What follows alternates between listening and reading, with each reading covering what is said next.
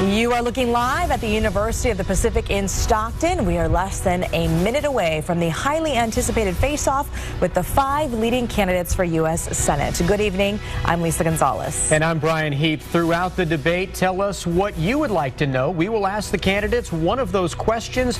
All you have to do is use the hashtag #CASendDebate, and our live wire is up now on the KCRA3 app. We will see you at 7:30 for in-depth analysis of the defining moments from the debate, plus live reaction from you and the audience in Stockton. For now, the debate is about to begin.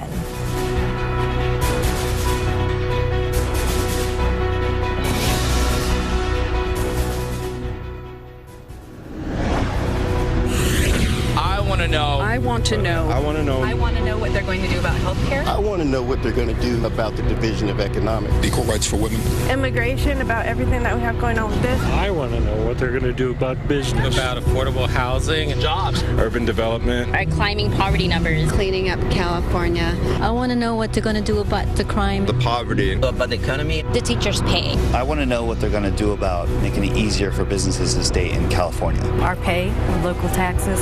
What affects me personally in this particular area by the beach. The refugees, immigration, and the economy. Live from the University of the Pacific in Stockton, this is the United States Senate debate. Tonight's debate is presented by the San Francisco Chronicle, by the University of the Pacific, and by KCRA3, where the news comes first. Now, from the DeRosa University Center on the UOP campus, here is KCRA3's Gulston Dart. And good evening, and a big welcome to all of you gathered here at the University of the Pacific, and a big welcome to all of you out there somewhere across California watching us from Sacramento to San Francisco, from Monterey to LA to San Diego. We're so glad you're with us tonight. We have a lot on our plate for this debate, so with that, would you help me welcome the 5 leading candidates for U.S. Senate.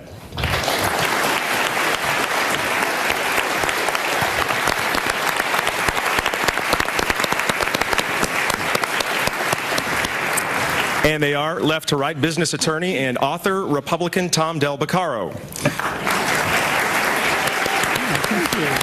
right to your left. California Attorney General, Democrat Kamala Harris.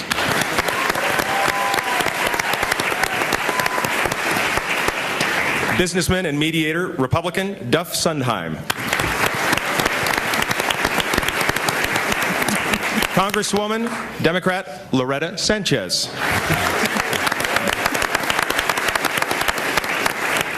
And entrepreneur, writer, and publisher, Republican Ron Unz.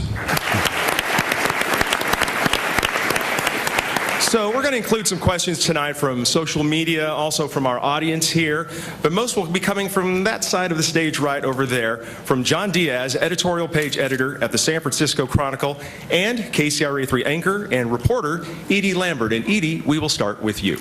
Gulston, thank you. And tonight we will be helping voters understand your positions on a wide range of issues, but first we want to talk about the gridlock and the partisan battles in both houses of Congress. So we start with, before we get into proposals, what can you do as a freshman senator in a relatively ineffective Congress to get anything done to promote the interests of the people of California? And we've determined the order of answers here by a random drawing. Duff Sondheim, we start with you. Thank you. Mr. Unz, you've never held elective office. What leads you to believe that you could be effective in that treacherous terrain known as Washington, D.C.? It's absolutely true that I've never held elective office, but over the decades, I've been very heavily involved in major political campaigns and pushing policy issues, working with people all across the ideological spectrum, left-wingers, right-wingers, liberals, conservatives. I think the best recent example of that is the minimum wage. 5 years ago, I wrote a 12,000-word article proposing a dramatic hike in the minimum wage to $12 an hour at the federal level. It was picked picked up by James Galbraith, a prominent liberal economist. He began promoting it. It was picked up by Ralph Nader, who began a lobbying effort in Congress. Alex Coburn, the radical journalist, wrote about it in The Nation. I met with top union leaders at the AFL-CIO to emphasize the importance of a much higher minimum wage issue than most of them had been supporting. And nowadays, after several years of those efforts, the $12 minimum wage has become the centerpiece of the Democratic Party policy in the United States. So I think I played a major role in moving that issue to the center of the stage. And not only that, but I've even been able to get some Republicans to back it. Phyllis Schlafly, the top financial correspondent of the National Review, they really now agree that a much higher minimum wage is important for the country and beneficial. There are other issues I've been involved in, but I do work with liberals and conservatives, right-wingers and left-wingers, and I think I try to find the common ground between all of them. Thank you. Attorney General Harris. Economy. Thank you. Mr. Unz? Well, from my point of view, I think we very much have to focus on some of these inequality issues in California and the rest of the country. I've already mentioned for 5 years now, I've been pushing the notion of a $12 an hour minimum wage, and I shifted a lot of ground on that. I'm very glad that Governor Brown signed the $15 minimum wage in California, though I think $15 is probably too high. It's better than the 10 we had, but I would have supported probably 13 or 14. 15 is fine for San Francisco. It's fine for LA, it's fine for Silicon Valley, but I think it's too high here for the Central Valley. But to the extent that workers have more dollars in their pockets, that allows them to spend as consumers. And what we lack right now is sufficient consumer spending. So a much higher minimum wage at the federal level is very important for that. Another issue is the outrageous benefits that the government has been providing to the financial elite, to the oligarchs of Wall Street.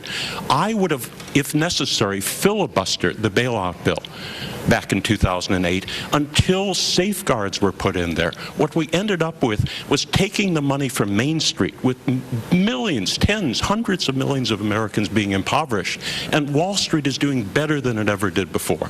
So I think we have to crack down on Wall Street, just like Bernie Sanders is saying. Another factor is that immigration levels are too high. Too much immigration means too many workers, and they are hurt at the expense of capital. What we need is basically to restrict the number of workers, and that'll benefit what we have in our society. Thank you. Attorney General Harris. All right, thank you, candidates. Well, here we are on this beautiful university campus talking about money and the economy, and that kind of leads us to our next question from the audience. So why don't we go down to the floor where Kelly DeMarco is standing by. Galston, thank you. I'm here with Serena Welch. She is a senior and the student body president here at University of the Pacific. I understand you have a question for the candidates that the Political Sciences Association helped you form. Yes, thank you. Undergraduate students are graduating with increasing amounts of debt. In 1993, the Wall Street Journal reported that the average student loan debt was just under $10,000. Currently, it has jumped to over $35,000. Some have proposed of making tuition free for all students. What do you think the federal government ought to do in response to this trend? Serena, thank you so much. Certainly a question that affects a lot of our audience members today. Edie, which candidate will we hear from first? Kelly, thank you. And Serena, we want to point out we are keeping your answers to 1 minute on this one. We start with Mr. Unz.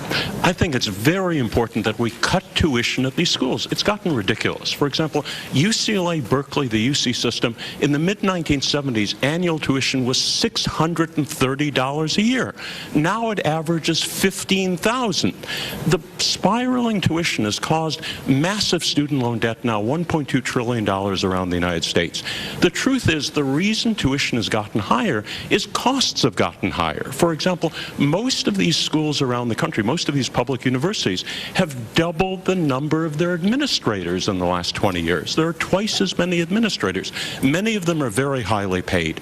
If we're talking about California state colleges and universities, maybe the state legislature will increase the subsidies, but probably not. Therefore, the only way of cutting tuition is to cut costs. They have to cut the bureaucracy faculty, they have to cut the number of administrators, and cut tuition as a result. I think as a senator from California, I would put tremendous pressure on these schools to follow cuts in administration and cuts in tuition. Thank you. In my opinion, the Obama administration has been totally wrong-headed in its approach to ISIS. The strongest and most effective military opponents of ISIS are the Russians and the Syrians. We should be working with the Russians and the Syrians to destroy ISIS. Instead, the Obama administration has spent years trying to overthrow the secular Syrian government. If they had succeeded, we would have a power vacuum and ISIS would be far stronger. It would be a very bad approach to take, and that's what they've been doing. An even worse aspect of it is Hillary Clinton, who, according to the New York Times, was the key individual who persuaded the United States to help overthrow the secular Libyan government. Because we overthrew that government, there's now a power vacuum, and all sorts of Islamic terrorists are controlling that area. It's been a disaster. However, I have to honestly say that although the Obama administration has had terrible Middle East policies, the Bush administration before it was even worse. My old friend General Bill Oldham, the three-star general who ran the National Security Agency for Ronald Reagan, 10 years ago correctly described the Iraq War as the greatest strategic disaster in American history.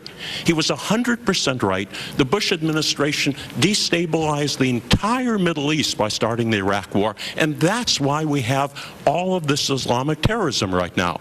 We've had two terrible administrations and their policies, though the Bush administration with the Iraq War was even worse. Thank you. Mr. Unz. Okay, first of all, focusing on illegal immigration, despite all the headlines, illegal immigration today is not really all that high. It's been high in the past, it might be high in the future, but as of right now, it's not really all that high. But I do think we have to crack down on it dramatically. And strangely enough, the best and simplest solution to high levels of illegal immigration is a high minimum wage. It's not very complicated, even though it sounds strange. Everybody agrees, all the studies have shown that the vast majority of illegal immigrants come to America for jobs. All the politicians constantly say they take the jobs that Americans won't take. The reason Americans won't take the jobs is that the wages are too low. The only people who will take those very badly paying jobs are desperate, recently arrived illegal immigrants. If we have a much higher minimum wage, $12 at the federal level, maybe even $15 in California, Americans will take the jobs won't exist, the magnetic pull of those jobs will disappear, and enforcing our immigration laws will be much easier. But that's only half of the picture. Illegal immigration may be relatively low today, but the main issue driving wage inequality in America, one of the main issues, is legal immigration. Legal immigration is extremely high right now. It's running well over a million people a year, and I think we have to drastically reduce the number of workers so as to benefit workers at the expense of capital. We have to cut legal immigration. All right, thank you, Mr. Unz. And finally, and I will continue to do so as your senator. Our next question is for Mr. Unz. You entered this Senate race at the very last minute, saying that you're not here to win. You're here to draw attention to an upcoming ballot measure dealing with bilingual education. You're on this stage, we should point out, because your poll numbers are higher than your Republican rivals. But should voters take you seriously in this race? And is seeking publicity a legitimate reason to enter a race for such an important job? Well, I mean, I'm somebody who's been involved in public policy issues, deeply involved, for 25 years. I've been involved in political campaigns. I've written hundreds of thousands of words of articles in different subjects. I believe in all of these other issues. But what prompted me to enter the race, just as you say, was the fact that the California state legislature, both Democrats and Republicans, had united to try to repeal my Prop 227, which required that immigrant children under under most circumstances, be taught English as soon as they start school. It was a very bipartisan campaign. We were opposed by the chairman of the Republican Party and the chairman of the Democratic Party. Bill Clinton came out to campaign against us. We were outspent on advertising 25-1, but we won one of the biggest landslides in California history. And within a few years, the test scores of over 1 million immigrant students went up by 30%, 50%, 100%. The founding president of the California Association of Bilingual Educators declared himself a born-again convert to English immersion. After all of that, after the issue was dead and settled, totally forgotten, the California state legislature, those professional politicians up in Sacramento, decided to put Spanish almost only instruction back in the public schools. And that outraged me so much, it highlighted all of these other issues where I've been very dissatisfied with both the Democrats and the Republicans in D.C. and in Sacramento for 10 or 15 years. Mr. Unz, thank you. And if that was your goal, then you can check the box because you just got your argument out there. Next is our Attorney General, Kamala Harris. Mr. Unz. Well, I think the whole gun control issue is a perfect example of the sort of ideological, really, distractions that we have in our society. I don't think the gun control issue, either on one way or the other way, makes that much difference in crime. What you have are small but very energetic minorities in both the Democratic Party and the Republican Party, liberal and conservative, that push the gun control issue and fight each other, even though the impact on crime isn't that great. Now, I think a much bigger impact was alluded to by Loretta Sanchez, in that our drug laws clearly are a failure after 40 years. Now, I'm not saying I know the answer, but I think we have to take a very long, hard look at how long these laws have been in place, how unsuccessful they've been, and what would be a much better approach to solving that problem, which is vastly more significant in American crime than guns one way or the other. On another point, I think what we sometimes have in our society is ideological teeter-totters. For example, the 3 strikes law in California, I think, went much too far. It imprisoned too many people. But then a couple of years ago, California ended up letting large numbers of people out of prison who probably should have been kept behind. And now we're seeing a spike in crime because of that. I think what we have to do is look at each issue individually, on its face, look at the data, and not be carried along by the rhetoric of energetic individuals who sometimes promote issues that really don't make a lot of sense. Thank you. Attorney General Harris, you... So much. Thank you, Attorney General. Next, if we can, let's move on to Ron Unz. Well, I'm very glad to be on this platform, but we have to be honest about something. It's very difficult. It's going to be very difficult for any Republican to win the Senate seat in California. California is a very heavily Democratic state these days. The reason it became a Democratic state was Governor Pete Wilson and his policies almost 25 years ago. California had always been a Republican state.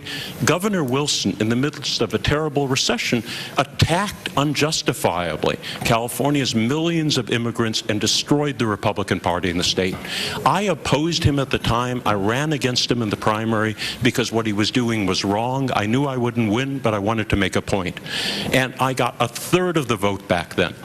Afterwards, I was one of the top featured speakers at the largest pro-immigrant anti-187 demonstration in California history. And just a couple of weeks ago, I ran into Kevin De Leon, the first Latino president of the state Senate. I met him once before. He was one of the young Latino organizers of that gigantic rally at which I spoke. As I told him when we met, he's done a lot better the last 20 years than either Pete Wilson or the Republican Party have. Now, the truth is, it's difficult for a Republican to win, but there could be an advantage in that. For 5 years now, I've been pressing a major hike in the minimum wage to $12 an hour at the federal level. It's stalled in Congress. It would take an earthquake to get that enacted at the federal level.